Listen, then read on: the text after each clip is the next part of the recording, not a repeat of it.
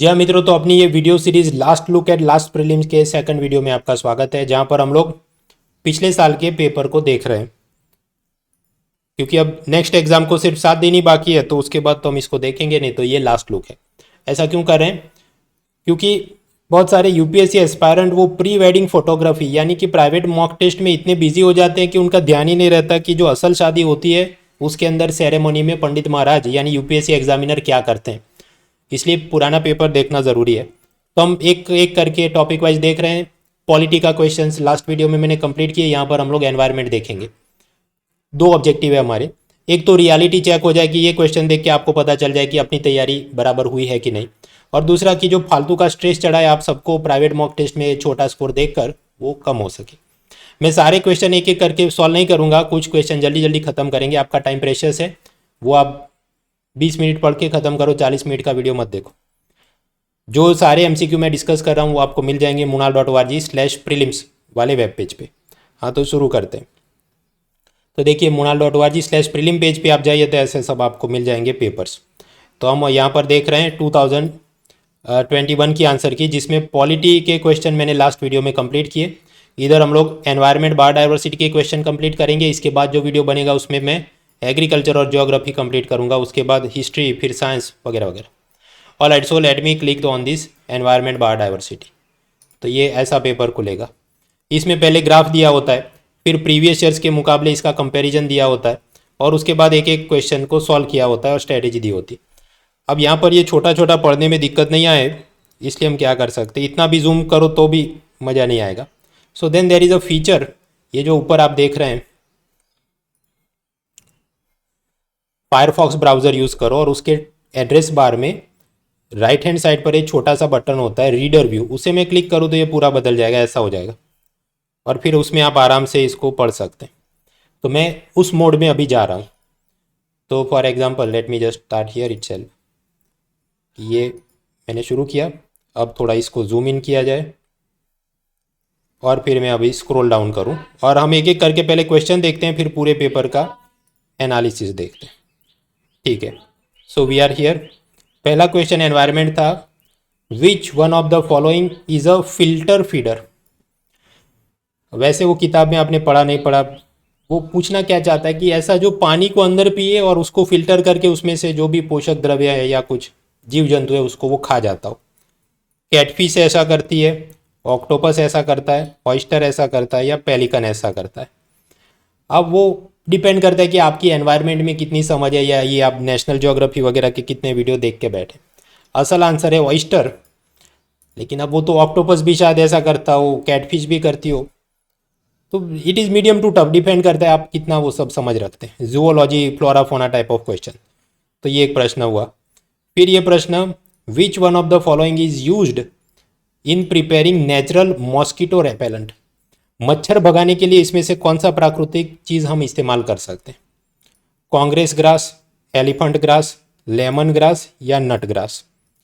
अब आप सोचिए कि मच्छर भगाने के लिए जो भी चीज़ें हम इस्तेमाल करते हैं उसमें खास बात क्या होती है, किसी प्रकार की सुगंध, फ्रेगनेंस आती है, जिसके चलते शायद वो भाग जाता होगा। तो ऐसा कौन सा इसमें आपको लगता है जिसमें कोई सुगंध हो, फ्रेगनेंस हो, कुछ एरोमेटिक टाइप का? तो लेमन ग्रास वो कुछ जम रहा है, तो उस हिसाब से कुछ तुक्का मारा और सही हो जाए तो हो सकता है, otherwise it is medium to tough question. ये भी फ्लोरा फोना टाइप का, जीव जंतु, पशु पक्षी, पौधों के बारे में पूछा। हाँ, तो अब तक दो क्वेश्चन पूछे फ्लोरा फोना, अभी तीसरा क्वेश्चन भी ऐसा ही है कि कंसिडर फॉलोइंग ऑर्गेनिजम्स। ये क्या है?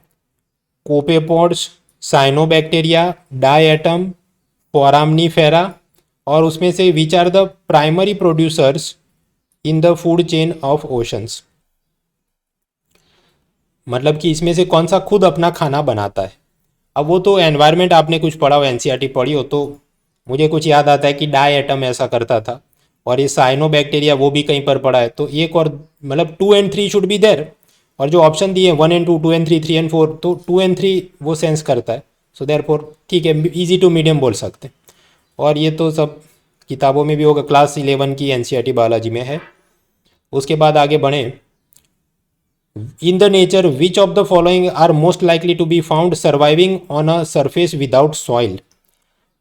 जहाँ पर मृदा या ज़मीन नहीं हो ऐसे भी स्तर पे वो पैदा हो सके और जी सके ऐसा कौन है?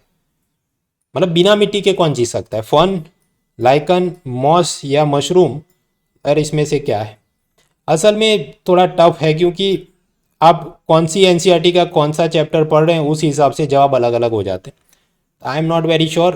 क्या जवाब तो बनता है 2 और 3। तो ये क्या 3-4 क्वेश्चन कंटिन्यूअसली निकल रहे हैं कि अपना कुछ बैठ ही नहीं रहा है, सिवाय कि वो डाई एटम वाला था। In real exam also this will happen कि आप तैयारी करके तो आए हैं, लेकिन जब आप क्वेश्चन सॉल्व करते हैं तो लगता है कि कुछ मैंने प्रिपेयर ही नहीं किया है। It will happen. तो क्या करना है, हौसला नहीं छोड़ना आपने, और आगे क्वेश्चन करते रहने। नहीं हो रहा है तो स्किप करो, नेक्स्ट क्वेश्चन पे जाओ। ठीक है, आगे बढ़ते हैं नेक्स्ट क्वेश्चन। फिर ये पूछा कि which of the following are detritivores? इसमें से कौन डेट्री वॉर है? अब उसका हिंदी करने का मुश्किल है। Earthworm, jellyfish, millipede, sea horse and woodlice.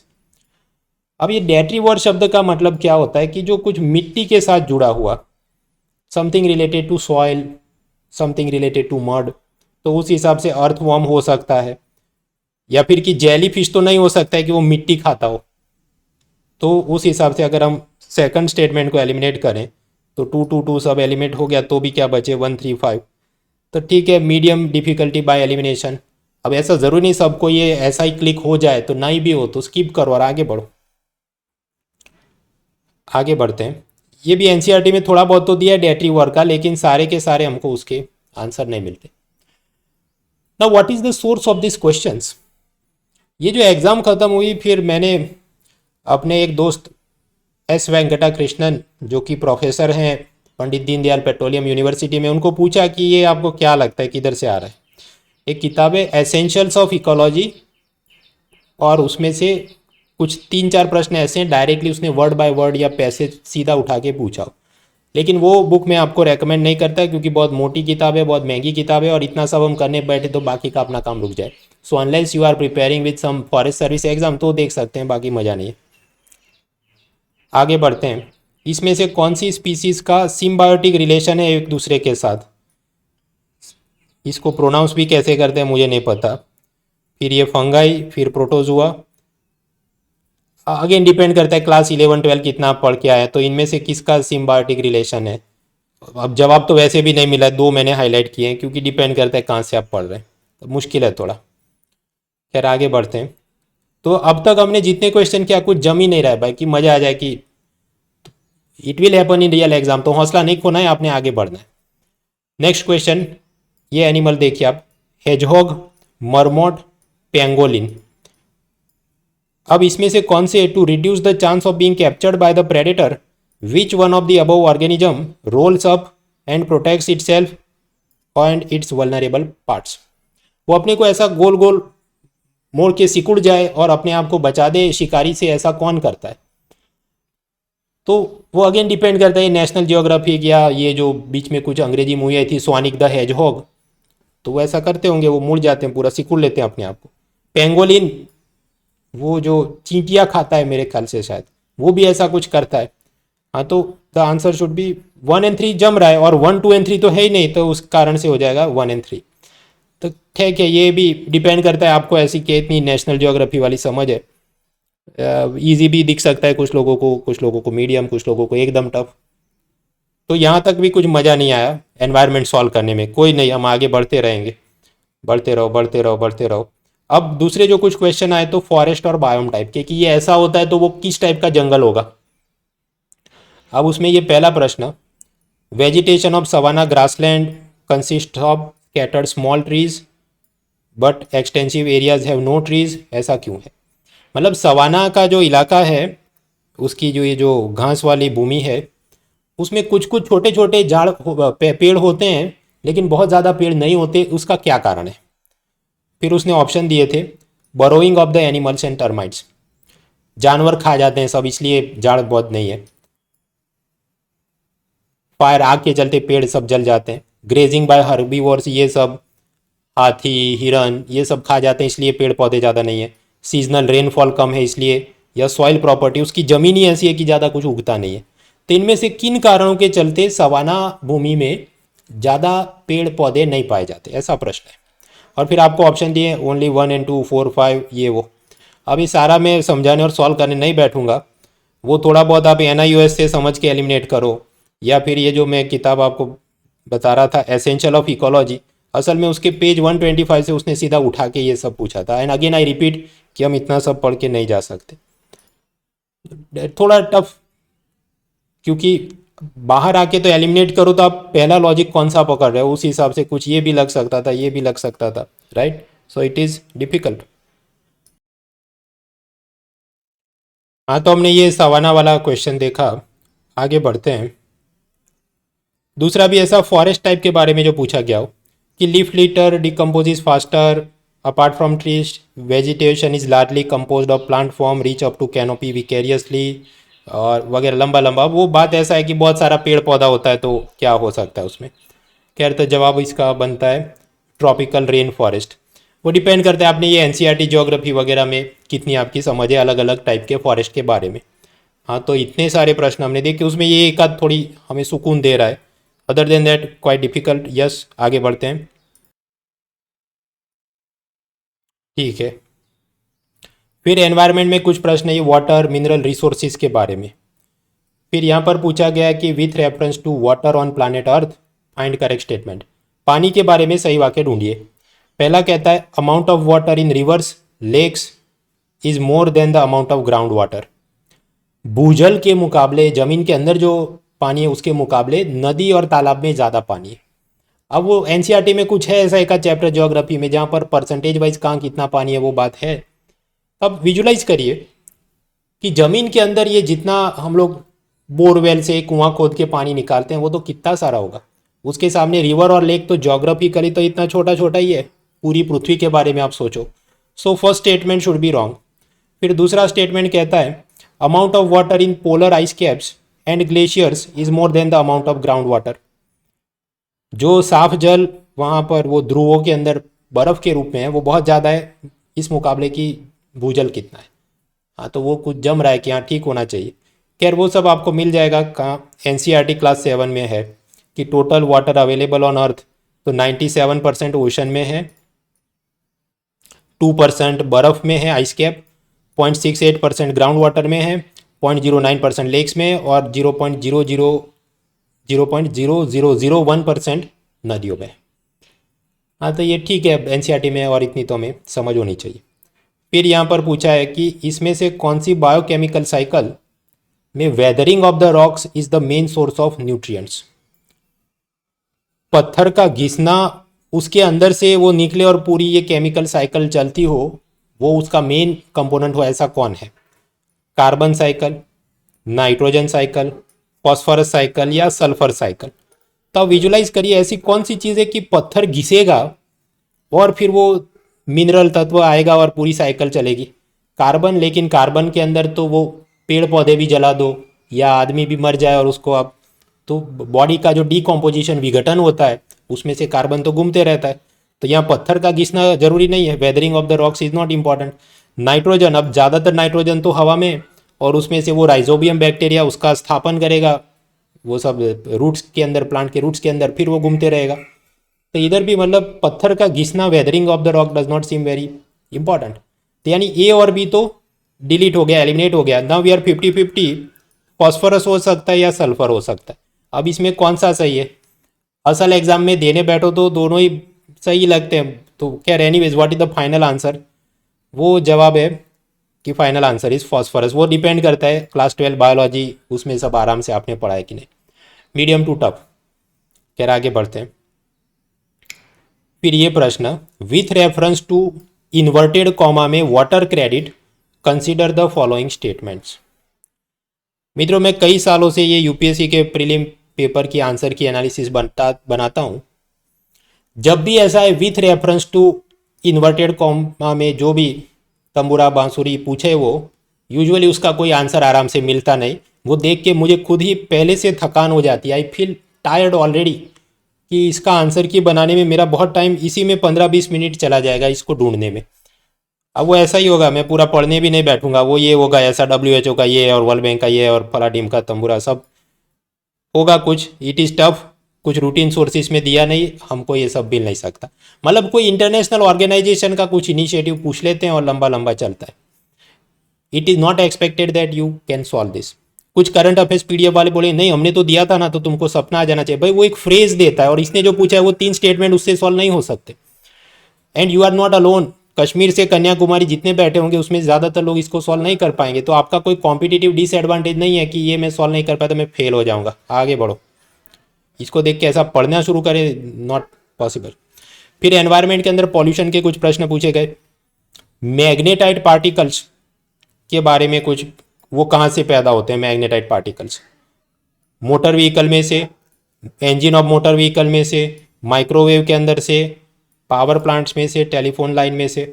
अगर आप बहुत सारे पुराने पेपर सॉल्व करें तो आप पाएंगे ऐसे 4-5 स्टेटमेंट दे के ऐसा फिजिक्स केमिस्ट्री का वो पूछ लेता है कि ये कहाँ से पैदा होता है या इसका इधर से आता है कि नहीं। Again this also make me very tired. मुझे देख के ही थकान महसूस हो जाती है क्योंकि मुझे पता है मैं आंसर की घर पे इसको बनाने बैठूंगा तो कहीं एक बुक से ये मिलने वाला है नहीं। मुझे 3-4 अलग अलग गूगल रेफरेंस लेने होंगे और फिर भी इसका आंसर की डिबेटेबल रहे। So difficult. तो ऐसे सब प्रश्नों में हमको क्या करना है? कुछ नहीं करना भाई, इसको स्किप करो, आगे बढ़ो। आपको बहुत कुछ आता है तो करो 50-50, otherwise need not lose sleep. ये मेन ट्रेंड नहीं है, ये हार जीत इससे तय नहीं होने वाली। आगे बढ़ो। फिर व्हाट इज ब्लू कार्बन? तो कार्बन कैप्चर बाय ओशन। फिर ये फॉरेस्ट वाला, पेट्रोलियम वाला। यार ये तो सब शंकर की किताब में, और थोड़ा बहुत आप वर्ड एसोसिएशन भी करो कि ब्लू कार्बन तो ब्लू है पानी, तो समथिंग लाइक दैट हो सकता है। फिर आगे बढ़ते हैं। कॉपर स्मेल्टिंग प्लांट में चिंता क्यों होती है?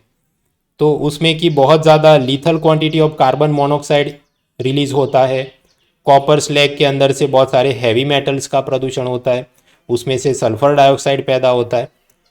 अब कुछ लोग ये कहेंगे नहीं ये तो सब केमिस्ट्री है ना, तो तुमको क्लास 11-12 की केमिस्ट्री का बहुत ज्ञान हो तो तुम निकाल सकते थे कि सल्फर होता होगा कि नहीं, हैवी मेटल होते होंगे कि नहीं।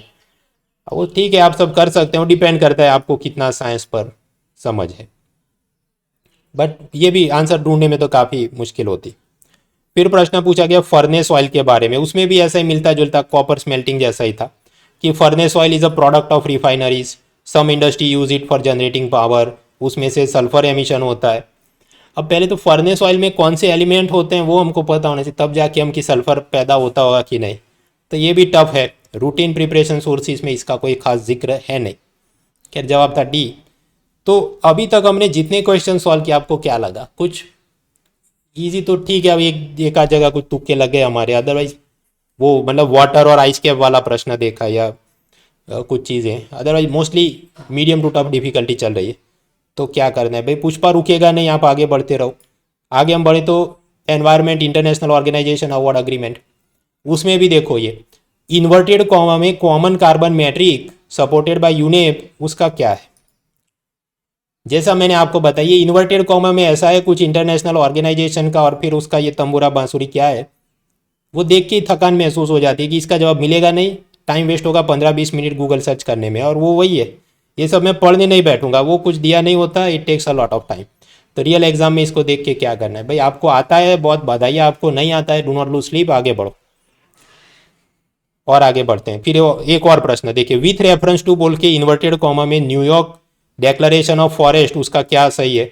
अगेन ये with reference to international organisation का ये इन्वर्टेड कॉमा वाली चीज़ मिलेगा नहीं उसका जवाब आराम से। कुछ आए हो 3-4 स्टेटमेंट जो दिए, क्या जवाब है? अब वो तो I think I spend like 15-20 minutes on this type of question, उसको सॉल्व करने में घर बैठ के नेट पे से। तो रियल एग्जाम में आपको क्या ही ये सब आ जाने वाला था, राइट? तो क्या इसको स्किप करो, कुछ आपको थोड़ा बहुत आता है 50-50 करो, अदरवाइज डोंट लूज स्लीप, ये मेन चीज़ नहीं है। आगे बढ़ो। ये सब random about us pages type की चीज़ है। देखिए अभी एक और प्रश्न है ऐसा, इन्वर्टेड कॉमा में R2 कोड ऑफ प्रैक्टिस ऐसा कुछ इंटरनेशनल है, वो क्या है?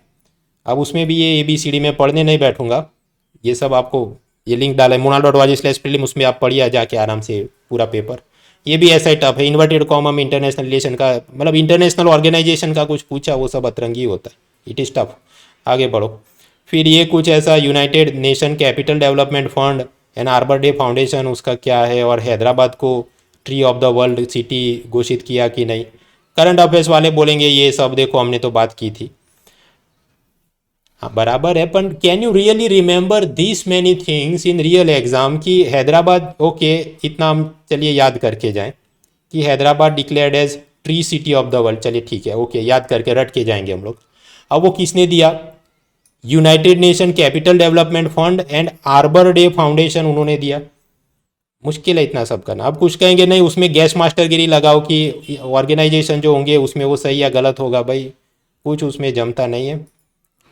देखिए जो गैस मास्टरगिरी के सिद्धांत हैं वो भी कौन से सिद्धांत है, देखिए munal.org/GM गैस मास्टरगिरी, उसमें आप जाइए, उसके जो 5-6 सिद्धांत है, ये मैंने नहीं बनाए, ये क्लिक बेट यूट्यूबर्स ने बना के रखे कि extreme worded statements are always wrong. एक मिनट में इसको जूम इन कर दूँ ताकि आपको दिखे।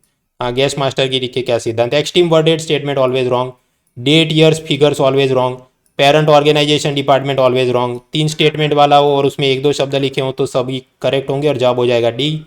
वर्ड एसोसिएशन का तुक्का लग सकता है। साइंस टेक्नोलॉजी में आंख बंद करके डी ऑप्शन टिक करो, आपका सही हो जाएगा। ये सब चलते थे तुक्के, कुछ बार चलते हैं कुछ बार नहीं चलते हैं, तो डोंट रिस्क समथिंग कि ये मैं ऐसा करूंगा और बिना पढ़े मैं पास हो सकता हूँ। वो पूरा आप करो, एनालिसिस करना हो तो munal.org/GM पे ये दिया है गैस मास्टरगिरी। खैर, तो हमने क्वेश्चंस तो सारे देख लिए ये जो एनवायरनमेंट में पूछे गए। जस्ट अ मिनट, देखिए जो एनवायरनमेंट में प्रश्न पूछे गए करीब 20, वो सारे हमने देख लिए यहाँ पर। वो आप वेबसाइट पे जाके आराम से इसे स्टडी करें। अब थोड़ा हम ओवरऑल एनालिसिस इसका देखते हैं। तो ये जो मैंने शुरुआत में इमेज दी होगी उसको मैं थोड़ा जूम इन करूं।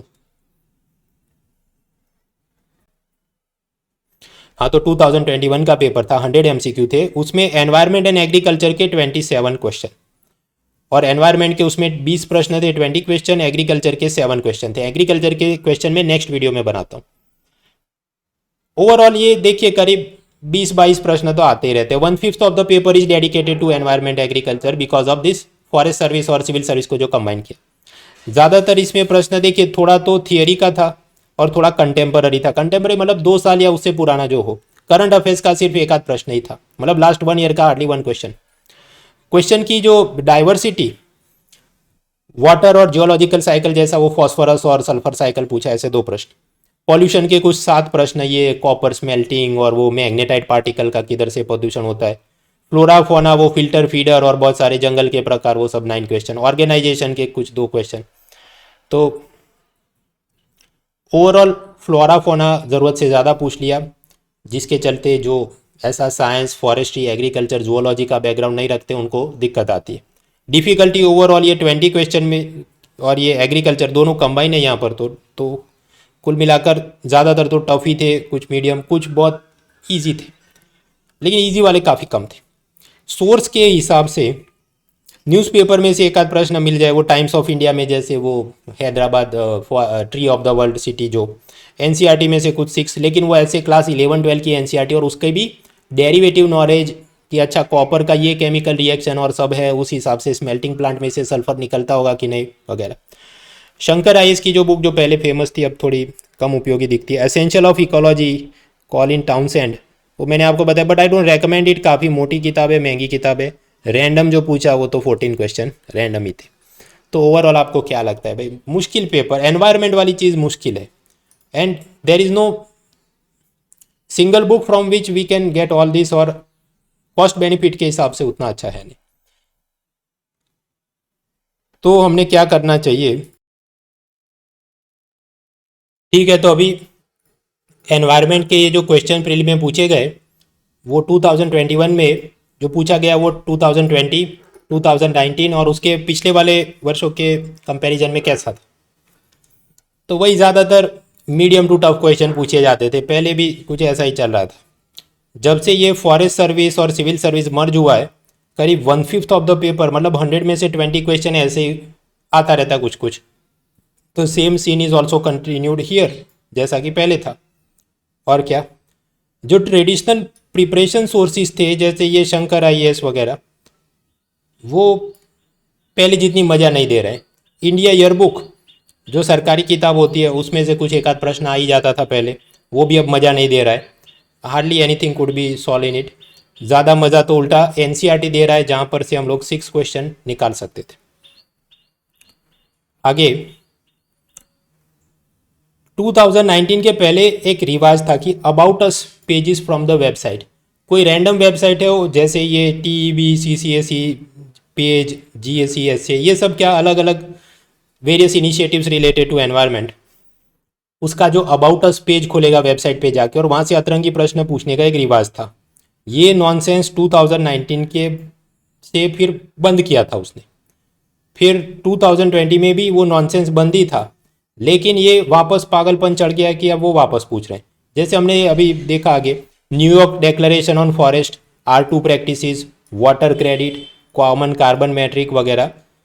ना ऑर्डिनरी एस्पायरेंट वो बाकी सब पढ़ेगा कि इसके पीछे लगेगा, ये it is not very beneficial, हम ये सब नहीं तैयार कर सकते। बीच में ऐसा ट्रेंड था कि फ्लोरा फोना, मतलब ये पेड़ पौधे, जीव जंतु, जानवर के बारे में 2-3 क्वेश्चन आए, ठीक है। लेकिन इस बार मतलब कुछ ज़्यादा ही प्रेम उमड़ आया UPSC के प्रोफेसरों को कि ये जो एनवायरनमेंट के 20 क्वेश्चन थे उसमें से 9 क्वेश्चन तो ये सब ऐसा पशु पक्षी का, फिल्टर फीडर क्या होता है, वो सवाना का ये क्या हुआ, सो मैनी थिंग्स, वो डेट्री वॉर क्या होता है, वो सिम्बायोटिक कौन सा है, वो लाइकन फॉरेस्ट और सॉइल के ऊपर ग्रो करेगा कि बिना सॉइल के ग्रो कर सकता है, नहीं, बहुत सारा ऐसा पूछ लिया। बीच में एक ऐसा रिवाज आया था कि वाइल्ड लाइफ पार्क सेंचुरी के बारे में बहुत पूछते थे, और वो भी एकदम ऑब्सक्योर और कंट्राइव टाइप की चीज़ें कि ये वाले टाइगर पार्क में से ये वाली नदी जाती होगी कि नहीं। वो सैडिस्टिक गेम 2020 तक चला था। इस बार ऐसा खास कुछ पूछा नहीं, लेकिन वो सारी जो शॉर्टेज हुई होगी वो ये सब फ्लोरा फोना और लाइकन मॉस का सब पूछ के उसने मिटा दिए। पहले ऐसा भी कुछ रिवाज था कि रिसर्च डेवलपमेंट, जैसे fuel cell, bio toilet, bioremediation, algae, carbon sequester, ये सब बहुत पूछते थे। फिर शायद मुझे लगता है 2020 तक में उनका ऐसा research development in environment, biotechnology in environment, वो सब कोटा मतलब क्वेश्चन बैंक बनाया होगा, वो खत्म हो गया होगा, तो वो कुछ खास पूछा नहीं। हालांकि इस साल जो पूछा तो एनवायरमेंटल केमिस्ट्री कुछ पूछ लिया, जैसा हमने देखा वो copper smelting, furnace oil, magnetite particles वगैरह वगैरह। लेकिन पागलपंथी जो पहले जितना पूछते थे उससे तो कम ही पूछा है। पॉल्यूशन और वाटर कंजर्वेशन ये पूछते हैं खास अच्छे अच्छे क्वेश्चन, मतलब साइज के हिसाब से काफ़ी क्वेश्चन आते हैं। और वो भी लास्ट ईयर भी 2020 में भी ऐसा हुआ था, 7 क्वेश्चन आए थे। इस बार भी ढेर सारे प्रश्न। फ्लोरा फोना का सबसे पूछा ज़्यादा, उसके बाद दूसरे नंबर पर pollution is the second largest topic जहाँ से पूछा गया। ज़्यादातर एनवायरनमेंट के क्वेश्चन में 3 स्टेटमेंट दिए गए थे, तो आपको वो करेक्ट है कि नहीं उसमें एलिमिनेशन भी बहुत मुश्किल से बन रहा है। इसलिए एक तो लेंदी हो जाता है पेपर, क्योंकि आपने ABCD नहीं है, 3-4 स्टेटमेंट पढ़ने, बार बार पढ़ने, एलिमिनेट करना है। So it becomes very lengthy and mentally taxing paper, दिमाग बहुत खर्च करना पड़ता है। मीडियम टू टफ है, लेकिन मुझे थोड़ा मोनोटोनस लगा। मतलब ये ऐसी शादी में हम गए कि जहाँ पर सिर्फ सब्जी रोटी सब्जी रोटी सब्जी रोटी है, दाल चावल है ही नहीं, कोई दूसरे पकवान है ही नहीं। मतलब 9 आउट ऑफ 20 क्वेश्चन सिर्फ फ्लोरा फोना चल रहा है, जीव जंतु पशु पक्षी। तो उनको थोड़ी इंटरनल वैरायटी बढ़ाने की ज़रूरत है। अब ये एनवायरनमेंट को कैसे प्रिपेयर करे, जवाब है क्या ही प्रिपेयर करे भाई, ये सब में पढ़ के जाओ जो किताबें हैं, बाकी भगवान मालिक है। And you are not alone, Kashmir से कन्याकुमारी सबकी यही हालत है, so don't worry too much.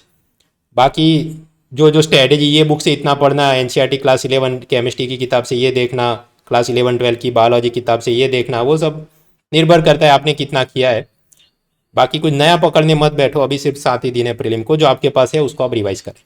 तो यहाँ पर हमने एनवायरनमेंट ख़त्म किया, मतलब अब तक देखिए पॉलिटी गवर्नेंस खत्म, एनवायरनमेंट के क्वेश्चन देखे। अभी नेक्स्ट में जो वीडियो बनाऊंगा उसमें एग्रीकल्चर और ज्योग्राफी देखेंगे, उसके बाद history, art, culture, science, sport, economy वगैरह। तो आपका काम क्या है, नेक्स्ट वीडियो से पहले आप जाके ये वाले क्वेश्चन भी देख लो वेबसाइट से, ताकि मैं जो उसकी चर्चा करूँ तो आप उसको ज़्यादा अच्छे से रिलेट कर पाएँ। So I will end the video, see you in the next video.